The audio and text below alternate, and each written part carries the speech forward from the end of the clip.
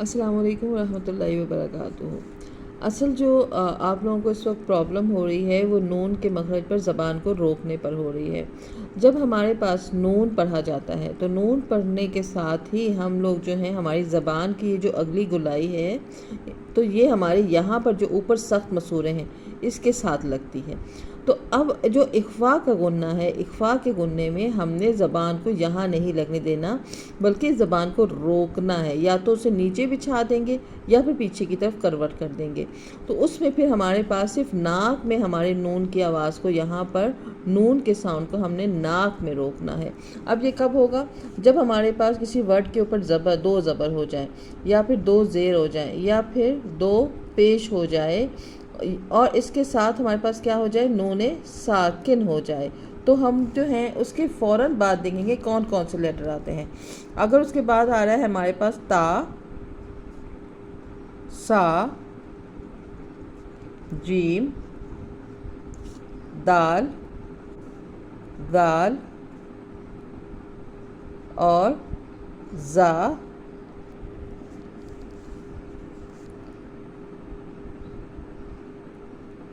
سین، شین، صاد، ضاد، طا، ظا، فا، قاف اور کاف۔ اگر یہ والے 15 حروف آ رہے ہیں، کن کے بعد؟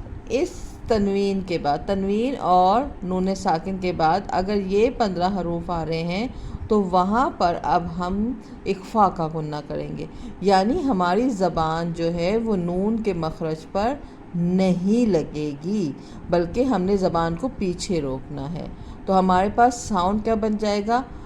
باں، جیسے با دو زبر باں، اگر اس کے بعد تا ان 15 میں سے کچھ بھی آ گیا، بیوں، بن نہیں بولیں گے، بیوں، کیونکہ زبان اوپر نہیں لگ رہی۔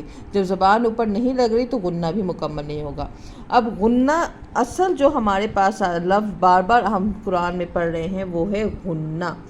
غنہ کہتے ہیں آواز کا روکنا، ٹھیک ہے؟ جو آواز کا روکنا ہے اسے کہا جاتا ہے غنہ، اور یہ کتنا ہوتا ہے؟ یہ ایک انگلی کی مقدار، یا 2 حرکتیں اس پہ پڑی جاتی ہیں، یا ایک الف کی مقدار، ٹھیک ہے؟ اب غنہ جو ہے یہ 2 طرح سے ہوگا، یا تو نون پہ بھی غنہ ہوتا ہے اور میم پر بھی ہوتا ہے۔